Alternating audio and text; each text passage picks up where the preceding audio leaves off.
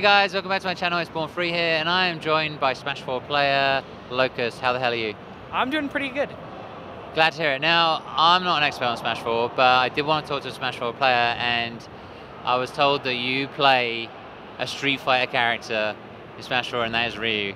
So I was pretty excited to talk to you about that. We'll get on to like why you play that character, but I want to just like quickly get a little bit to know you, and particularly your in regards to fighting games. What was the first fighting game you ever played, and what was that experience like? I think the first fighting game I ever played was Tekken 2 on the PlayStation 1. And I played that when I was very, very young for a little bit, just like very casually. Like I was probably 4 or 5 years old at that point in time, so I didn't really really play it competitively or anything, of course. And then my first actual competitive fighting game was Ultimate Marvel vs. Capcom. I played that for a little while, and then I picked up Smash 4 about 2 years ago now. It's been about 2 years, and I've been going to tournaments for about that long. So what made you move from Marvel to Smash? I lived in a pretty small town in Canada, so we didn't really have much of a scene for Marvel. I played it with a few of my friends and stuff, and I wanted to go to tournaments and stuff for it, but there weren't really any around. But there were Smash tournaments around. And I also really, really enjoyed Smash, and I played all the other Smash games growing up. So I was like, hey, I may as well go to a Smash tournament. And I ended up winning the very first Smash tournament I went to, and then since then I've been hooked on it. It's what drives me nuts. Everyone says they end up winning the first contest they go to. That's not what happens to most people. So that must be when you realize that you're good. Was actually talking about being good, was there a point, I guess you won the Smash tournament, did you then suddenly think, I want to be really good? And when you made that decision, how did you go about becoming better? Well, when I won that tournament, I was definitely a little bit cocky afterwards. I was like, man, I went to my first tournament and I won it. That feels really, really good. And then I moved to Vancouver, BC, and I went to a tournament there and I got destroyed. I was like, okay, maybe I'm not that good yet, but I wanted that feeling again. I wanted that feeling of success after winning a tournament again. So I just decided I wanted to practice really hard, I wanted to get really, really good, and I wanted to just play as much as I could. And how do you go about, well, we'll talk about training. I want to talk about the character. Let's talk about Ryu. Yeah. Why Ryu? Honestly, just because he's the most fun character for me. I've fooled around with a lot of different characters. I've switched around for a little while, and I after playing Ryu for a period of time, it just stuck. He's just a lot of fun. I love the way he plays. And yeah, what it really boils down to is just that he's the most fun for me. Best fit for you, most fun. A lot of players have been saying that, to be honest. I think it really, when you have that passion for a character, you can do wonders with that character. Where do you sort of place him on the tier list, in Smash 4? I have him about 3rd or 4th, which is much higher than most people do.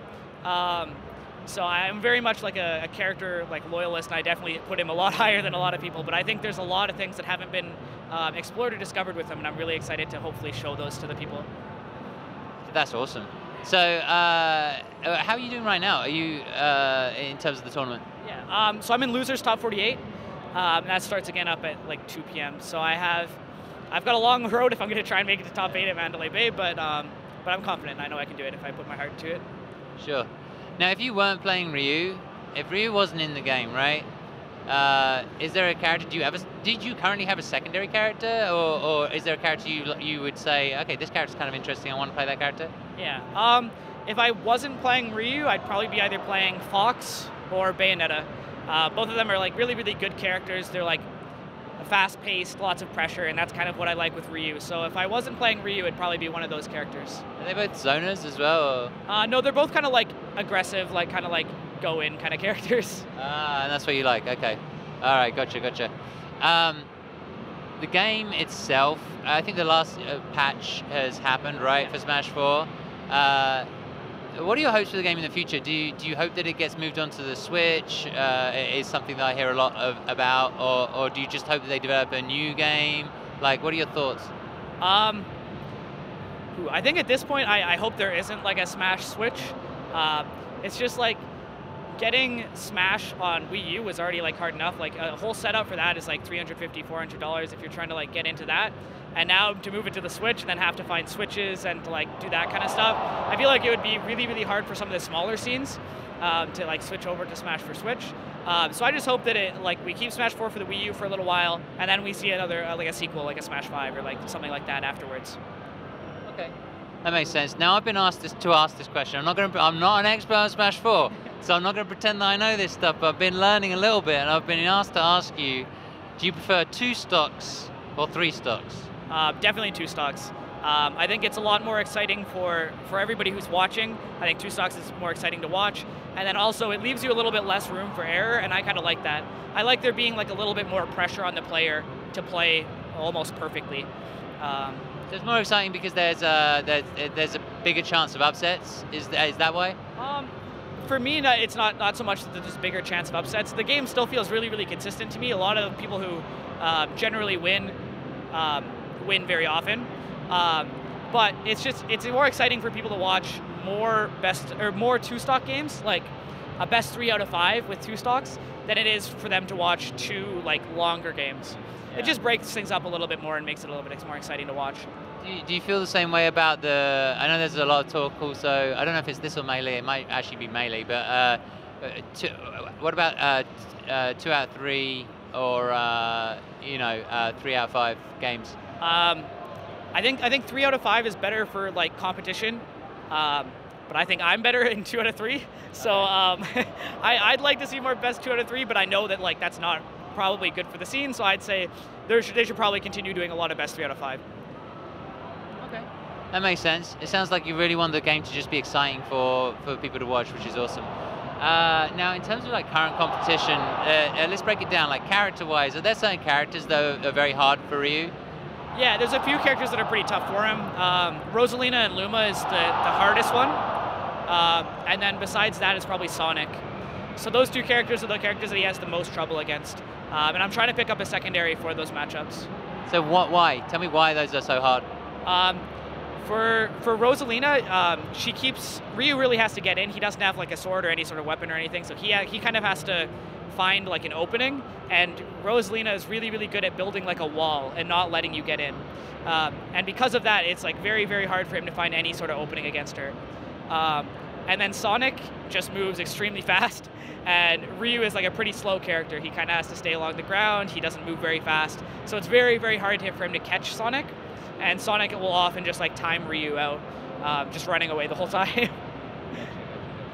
It's about players. Are there any particular players who are like your demons, like people who like, I don't know, you come across a lot in tournaments and you're just like, oh god? There used to be a few, but as I've been competing these past few months, I've kind of like eliminated most of them. And I'm to the point where it's like, I'm not afraid of players anymore. I'm just kind of afraid of characters. So if I come up against a Sonic, I'm going to be like, this is going to be tough. I'm going to have to play really slow. But as far as players, it's not so much anymore. It's just the characters. Fair enough. Talking of tournaments and characters and being scared, pressure, right? These tournaments, EVO, is a huge tournament, right? Like, how do you deal with pressure? Do you have like rituals, routines, techniques, ways of getting yourself into the right mindset? I don't really have any rituals or routines and stuff. I just love the pressure. Like that's what I love. Like that's what I love about competing.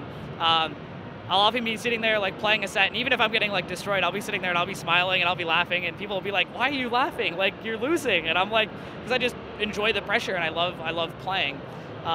So a lot of the times when there's more pressure, I just do better just because other people don't deal with the pressure as well. And plus Ryu, if you make like 1 or 2 mistakes against him, he will like basically win the game. So when there's higher pressure, I also tend to do better. That's good to hear. I've had so many different answers to that question over this weekend. It's been really amazing, but it's nice to hear that somebody can actually just embrace it and go, I love it, you know?